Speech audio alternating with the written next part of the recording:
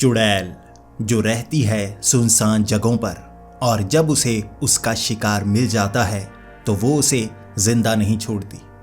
यकीनन आपने चुड़ैलों की कई कहानियां सुनी होंगी और आपके मन में एक ही सवाल आता होगा, आखिर चुड़ैल की शक्तियां क्या होती हैं, ये कहां पर रहती हैं? और एक सबसे बड़ा सवाल, आखिर चुड़ैलें बनती कैसे हैं? क्या ये खास तरह का जीव है या साधारण औरतें भी चुड़ैल बन जाती हैं? और इन सब सवालों से ज्यादा बड़ा सवाल है, आखिर चुड़ैलों से बचा कैसे जा सकता है? ज्यादातर इन सवालों का जवाब शादीशुदा मर्द मांगते हैं जो अपनी बीवियों को चुड़ैल समझते हैं, लेकिन हम असली चुड़ैलों की बात करते हैं। आखिर चुड़ैलों से कैसे बचा जा सकता है? इसी के साथ मैं आपको एक चुड़ैल की ऐसी कहानी सुनाऊंगा जो आपको अंदर तक डरा देगी। तो दोस्तों, इस वीडियो को अंत तक जरूर देखिएगा। तो हेडफोन लगा लीजिए, कमरे की लाइट्स ऑफ कर लीजिए, क्योंकि ये वक्त हो रहा है डरने का। चुड़ैल, जिसका इंग्लिश में मतलब होता है विच, जबकि डायन को भी इंग्लिश में विच ही कहा जाता है। इसीलिए कई लोगों को लगता है कि डायन और चुड़ैल एक ही होती हैं, लेकिन ऐसा नहीं है। इंग्लिश में इसके लिए अलग अलग शब्दों का इस्तेमाल किया गया है। लिविंग विच यानी कि डायन और डेड विच यानी कि चुड़ैल। लेकिन एक मरी हुई डायन को ही चुड़ैल नहीं कहा जाता। अब इंग्लिश शब्द ऐसे ही हैं भाई, कंफ्यूज बहुत ज़्यादा करते हैं, लेकिन मैं आपको सरल भाषा में समझाता हूँ। एक डायन वो होती है जिसने काली विद्या सीखी होती है और काली शक्तियों का इस्तेमाल करके वो जिंदा औरत एक डायन का रूप बन जाती है। यानी वो कभी बूढ़ी नहीं होती और हमेशा इंसानों का शिकार करने की कोशिश करती है। मान लीजिए एक औरत जो कि जादूगरनी हो। अब बात करते हैं चुड़ैल की। चुड़ैल डायन नहीं होती। चुड़ैल कहा जाता है ऐसी स्त्री की प्रेत आत्मा जिसकी इच्छाएं अधूरी रह गई हों। अब एक होती है पूर्ण इच्छा, एक होती है संपूर्ण इच्छा। अब इसके बारे में बात करते हैं। पूर्ण इच्छा यानी कि कोई स्त्री की पहली जो इच्छा होती है वो होती है शादीशुदा होने की और गृह गृहस्थी बसाने की। अगर कोई स्त्री की शादी हो जाए, मान लीजिए ये इच्छा उसकी पूर्ण हो गई, लेकिन ये इच्छा संपूर्ण नहीं हुई, यानी कि पूरी शादीशुदा जिंदगी उसने जी नहीं। ऐसी लड़की जिसकी नई नई शादी हुई हो या जो गर्भवती हो, वो अपने बच्चे की इच्छा रखती हो, बच्चे ने अभी जन्म नहीं लिया, ऐसी स्त्री की अगर संदिग्ध हालत में मौत हो जाए तो वो चुड़ैल का रूप धारण कर सकती है और उसकी शक्ति किसी न किसी चीज से जुड़ जाती है। जैसे कोई सुनसान जगह का पेड़ या कोई खाली पड़ा हुआ कुआं या कोई बिल्कुल खाली घर जहां पर कोई ना रहता हो।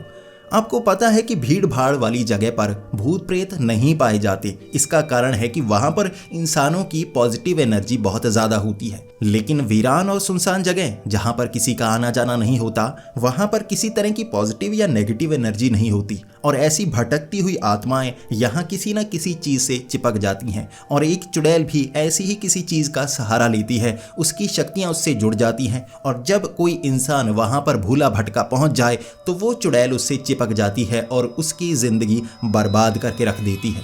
अब डायन के साथ भी कुछ ऐसा ही होता है। डायन की शक्ति उसके शरीर में नहीं होती, या तो उसके बालों में होती है या उसकी किसी और चीज में होती है, ज्यादातर उसकी छड़ में। जब उसकी छड़ या उसकी चोटी को उससे दूर कर दिया जाए तो उसकी शक्ति खत्म हो जाती है और वो साधारण औरत बन जाती है, बूढ़ी औरत, और उसे मारना बहुत आसान होता है। ऐसा ही चुड़ैल के साथ भी होता है। चुड़ैल की जो शक्ति होती है वो पेड़, कुआं, घर ऐसी चीज से जुड़ जाती है और जब उसे उससे दूर कर दिया जाए तो उसकी शक्ति बहुत कम होने लगती है। इस तरह उसे खत्म किया जा सकता है। तो ये थी बात चुड़ैल की। मैंने आपको अच्छे से समझाया कि चुड़ैल कैसी होती है। अब मैं आपको एक कहानी सुनाना चाहूंगा जिससे आप ये समझ पाएंगे कि चुड़ैल से बचा कैसे जा सकता है। अब ये कहानी है योगेश जी की, जो कि हरियाणा के रोहतक के पास के एक छोटे से शहर के रहने वाले हैं। ये बात लगभग 20 साल पुरानी है। वो एक टीवी इलेक्ट्रीशियन हुआ करते थे, यानी कि टीवी को ठीक करने वाले, और उन्होंने अपना नाम रखा था टीवी मैकेनिक। यही उन्होंने दुकान के आगे बोर्ड लगा रखा था, तो उन्हें हम टीवी मैकेनिक ही कहेंगे। तो जो उस समय टीवी हुआ करते थे, आज की तरह एलसीडीज टीवीज नहीं होते थे। ये 20 साल पहले की बात है, तब मोटे मोटे टीवी हुआ करते थे। अब तो स्लिम ट्रिम वो एलसीडीज आ गई हैं। तब मोटे मोटे टीवी को उठाकर किसी दुकान पर लेकर जाना बहुत ज़्यादा मुश्किल भरा होता था। तब ज़्यादातर लोग फ़ोन से जैसे ऐसे मैकेनिक को, ऐसे इलेक्ट्रीशियन को बुलाया करते थे टीवी ठीक करवाने के लिए घर में। और आसपास अब जो योगेश थे उनका काम बहुत अच्छा चल रहा था। हर रोज़ वो दुकान पर कम रहते थे बल्कि बाहर ज़्यादा रहते थे। जहाँ पर भी फ़ोन आता वो वहाँ पहुँच जाते और वहाँ जाकर टीवी ठीक करके आ जाते। उनकी डिमांड बहुत ज़्यादा थी क्योंकि उस समय घर में टीवी नहीं होता था तो एंटरटेनमेंट का कोई साधन नहीं था। बच्चे बड़े बूढ़े हर कोई टीवी से रात को चिपका करते थे और अगर किसी का टीवी खराब हो जाए ना, समझो पूरा का पूरा दिन ही खराब हो गया। इसीलिए योगेश को रोज फोन पर फोन आते ही रहते थे। पूरा दिन लग जाता था टीवी ठीक करने में लोगों के। लेकिन आसपास के जितने भी इलाके थे ना, सभी लोग उन्हें बहुत ज़्यादा पसंद करते थे क्योंकि वो जो टीवी की रिपेयर करते थे ना, अच्छे से करते थे। लेकिन कभी कभी उन्हें ऐसा काम करना पड़ता था कि रात के 12 बज जाते थे घर आने को। जब फेस्टिव सीजन आ जाता था, त्योहारों के दिन, तब लोग चाहते थे कि टीवी से कुछ ना कुछ देखा जाए। टीवी पर अच्छे अच्छे शो आया करते थे और जो काम था योगेश का बहुत ज़्यादा बढ़ जाया करता था। लोग ज़्यादा पैसे देने को तैयार थे, बस टीवी ठीक हो जाए। इसीलिए योगेश को रात को भी काम करना पड़ता था। इसी तरह वो रात को कई बार कई गांव के बीच से गुजरा करते थे, कई सुनसान जगहों से गुजरा करते थे। कभी उन्हें कोई परेशानी नहीं आई थी, कभी कोई लुटेरा नहीं मिला। ज़्यादातर गांव वाले उसे जानते थे, पहचानते थे। वो जब भी किसी गांव के बीच से गुजरता ना, हर कोई उसे आवाज़ लगाकर जैसे हेलो करता या नमस्ते करता। योगेश इस बार बहुत दूर गए हुए थे तो वापस आने में बहुत ज़्यादा समय लग रहा था और इसी के साथ उनके पास एक पुराना स्कूटर हुआ करता था। उन्होंने सेकंड हैंड लिया था और उसमें काफ़ी ज़्यादा खराबी रहा करती थी, लेकिन वो उस स्कूटर से कंफर्टेबल थे, नया लेना नहीं चाहते थे। उनके पास पैसे थे लेकिन खरीदना ही नहीं चाहते थे। उस स्कूटर के सहारे वो कई गाँव के बीच से गुजरते हुए एक सुनसान रास्ते से निकल रहे थे। इधर उधर खेत बने हुए और वहाँ उनका वो स्कूटर खराब हो गया, बंद पड़ गया। जब वो किक मार रहे थे तो वो स्टार्ट नहीं हो रहा था। फिर उन्होंने धक्का देकर स्टार्ट करने की कोशिश की, पकड़कर तेज़ भागे और फिर बैठकर देखा कि स्टार्ट होता है या नहीं। वो स्कूटर स्टार्ट नहीं हो रहा था। अब काफ़ी ज़्यादा धक्का देने के बाद वो थक गए थे। एक जगह उन्हें बहुत ज़्यादा पसीना आ गया था, थोड़ी घबराहट हो रही थी काफ़ी देर से। अब ऊपर सामान भी टांगा हुआ था तो स्कूटर को खींचते खींचते आगे वाले किसी गाँव तक जाना चाहते थे, वहाँ कोई मदद कर सके। लेकिन वो ज़्यादा दूर पहुंच नहीं पाए बल्कि सुनसान जगह पर ही थे। एक बड़ा सा पेड़, उसके नीचे उन्होंने स्कूटर को खड़ा कर दिया। भाई कोई ना कोई यहाँ से गुजरेगा ना, उससे मदद मांगूंगा, इस तरह मैं कुछ कर नहीं सकता। वहाँ स्कूटर को लगा दिया और पेड़ के नीचे वो बैठ गए। अब इधर उधर देख रहे थे, दूर दूर तक कोई लाइट नज़र नहीं आ रही। अब कोई ना कोई साइकिल से गुजरेगा, कोई मोटरसाइकिल से गुजरेगा तो मदद मांग लूँगा, ये सोचकर जो योगेश थे वहीं पर बैठे रहे, इंतज़ार करते रहे। काफ़ी समय इंतज़ार उन्होंने किया। उसके बाद उन्हें लगा अब कोई आने वाला तो है नहीं। लगभग आधे घंटे तक वो वहाँ पर बैठे थे। उसके बाद थोड़ी हिम्मत बढ़ी तो वो स्कूटर लेकर वापस आगे वाले गांव तक जाने लगे। थोड़ी दूरी तक उन्होंने स्कूटर को खींचा था, उसके बाद वो गिर गए और स्कूटर उनके ऊपर, एक टांग के ऊपर। इस तरह कुछ देर बाद होश आया उन्हें तो देखा मेरी टांग तो स्कूटर के नीचे फंसी हुई है। बड़ी मुश्किल से उन्होंने स्कूटर दूसरी तरफ किया, अब टांग पर चोट लग गई थी। फिर उन्हें समझ में नहीं आया कि कैसे चक्कर आ गए। मुझे घबराहट तो हुई नहीं, अचानक ऐसा लगा आंखों के सामने अंधेरा आया और वो गिर गए थे। फिर उन्होंने स्कूटर को धक्का देना शुरू कर दिया, इस बार थोड़ा ध्यान से कि टांग नीचे ना आ जाए। टांग पर चोट तो लगी थी लेकिन इतनी ज़्यादा गहरी नहीं लगी थी कि स्कूटर को धकेला ना जा सके। थोड़ी दूर स्कूटर और धकेला और उसके बाद फिर से चक्कर आ गया, वहाँ वो फिर से गिर गए। इसके बाद उन्होंने स्कूटर को और घसीटने की कोशिश की। थोड़ी दूर जाते और वहाँ जाकर उन्हें चक्कर आ जाते, स्कूटर भी गिरता, वो भी गिर जाते। अब उन्हें लगा कि आज सेहत ज़्यादा खराब लगती है, स्कूटर को ज़्यादा धक्का दूंगा ना तो ज़्यादा घबराहट होगी, तो बहुत ज़्यादा मुश्किल हो जाएगी। वहाँ उन्होंने स्कूटर का स्टैंड लगाया और स्कूटर के ऊपर बैठ गए कि भाई अब मैं आगे जाने वाला नहीं। दूर लाइट्स तो नज़र आ रही थी कि आगे गांव है, उन्हें पता लग गया था, लेकिन वो इंतज़ार करना चाहते थे। स्कूटर पर वो बैठे हुए थे, 2-3 बार और चक्कर आए और वो वहीं पर फिर से गिर गए। इस तरह इस बार वो जब उस चक्कर खाने के बाद उन्हें होश आया तो सुबह हो चुकी थी और कुछ लोग वहाँ खेतों की तरफ आ रहे, उसे हिलाकर उठाया और वो हैरान होकर उठा कि मैं यहीं पर सो गया था। रात को उसने बताया कि इस तरह मेरे साथ हुआ। अब वहाँ पर लोग कह रहे कोई बात नहीं, तुम्हें घबराहट हुई होगी, और लोग ज़्यादातर थे ना उसे जानते थे तो उसे पहचान गए। उसे आगे वाले घर पर लेकर गए और स्कूटर को उन्होंने स्टार्ट किया। बड़े आराम से स्कूटर वहाँ स्टार्ट हो गया था। उसके बाद वो आगे एक घर पे लेके गए, वहाँ पानी वानी पिलाया, खाना खिलाया सुबह का। वहाँ पर भी वो कई बार टीवी ठीक करने के लिए आ चुका था। इस तरह वहाँ कुछ पानी वानी पिलाने के बाद उसने कहा कि अब मुझे घर जाना होगा। मैं रात का घर पहुँचा ही नहीं। अब उसे पता था कि मेरी दुकान पर फ़ोन आने भी शुरू हो गए होंगे, कई अपॉइंटमेंट्स आ गई होंगी। वहाँ उसने लड़का रखा हुआ था, वो अपॉइंटमेंट्स नोट किया करता था और इसी के साथ काम सीखा करता था। उसने स्कूटर स्टार्ट किया। इसके बाद वो दुकान पर पहुंचा। जब वो दुकान पर पहुंचा उसकी हालत और ज़्यादा ख़राब हो रही थी।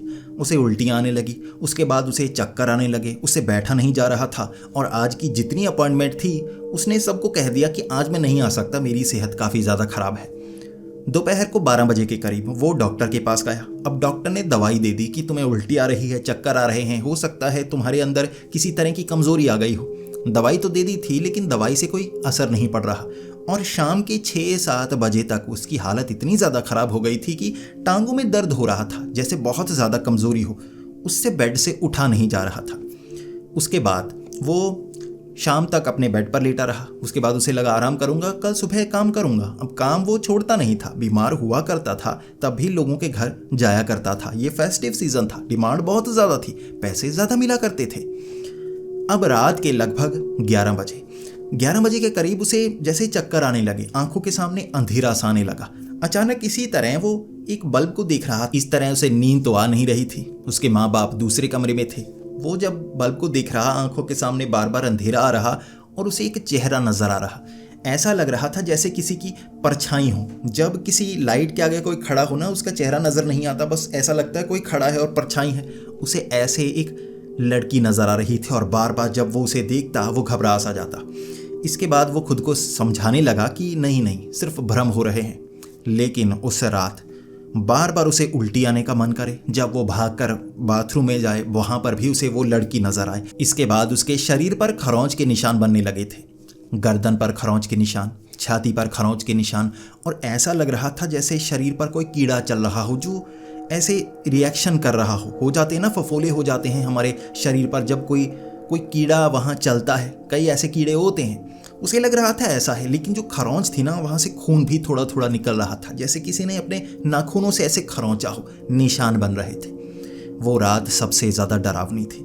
उसे बार बार वो लड़की नज़र आती रही, खरोंच के निशान होते रहे, बार बार उल्टी आने का मन करता रहा। और 12-1 बजे के करीब उसे आदत सी हो गई कि ये सब भ्रम हो रहा है, शायद बुखार बहुत ज़्यादा चढ़ चुका है, इस कारण मुझे भ्रम हो रहे हैं। अब तो डॉक्टर मिलने वाला नहीं, कल सुबह मैं डॉक्टर के पास जाऊंगा। 12 से 1 बजे के करीब थे जब वो आंखें बंद करके इस सब से बचना चाहता था कि आंखें बंद करूंगा तो ऐसे भ्रम नहीं होंगे, अब सपने आएंगे, समझ जाऊंगा मैं। उसे छाती पर वजन महसूस होने लगा। उसे समझ में नहीं आ रहा था कि सांस लेने में परेशानी क्यों हो रही है। उसे लगा उठना होगा, शायद उल्टी ना आ रही हो, इसलिए सांस बंद सी हो रही है। जैसे ही उसने आंखें खोली, जो छोटा सा बल्ब था, कमरे में इतनी लाइट थी, भ्रम जरूर हो रहा था, यह भ्रम नहीं था। कोई जैसे उसकी छाती पर बैठा हुआ, लंबे से बाल थे और भयानक सी आंखें। जो लाइट थी पीछे थी अब भी, लेकिन अभी वो सिर्फ परछाई नहीं थी, आंखें चमक रही थी, रोशनी छोड़ रही थी। ये कोई लड़की थी जो डरावनी सी थी और उसकी छाती पर बैठी हुई। अब जो योगेश था ना, उसने चीखने की कोशिश की। उसके होंठ जैसे बंद थे, जैसे बंद हो गए हों। अंदर से उसने बोलने की कोशिश की लेकिन उसके होंठ पूरी तरह से बंद थे। चीख निकल तो रही थी लेकिन बंद होंठों के कारण बाहर तक ज़्यादा जा नहीं रही थी। जैसे हम कई बार रात को चीखते हैं ना, जब सपना डरावना आ जाए तो सामने वाला बताता है तो चीखने की कोशिश कर रहा था, इसी तरह से वो चीख रहा था लेकिन आवाज़ नहीं निकल रही। बहुत कोशिश की और इतना ज़्यादा डरा उसे देखकर। उसे लग रहा था कि अब वो जिंदा नहीं बचने वाला। एक तो उससे चीखा नहीं जा रहा, दूसरा उसे जैसे सांस अच्छे से नहीं आ रही और गर्दन थी वो घोंटी जा रही थी। ये रात उसकी बहुत ज़्यादा डरावनी रात निकली थी। बार बार वो आंखें बंद करता, वो बेहोश हो जाता, उसे छाती पर वो लड़की नज़र आती।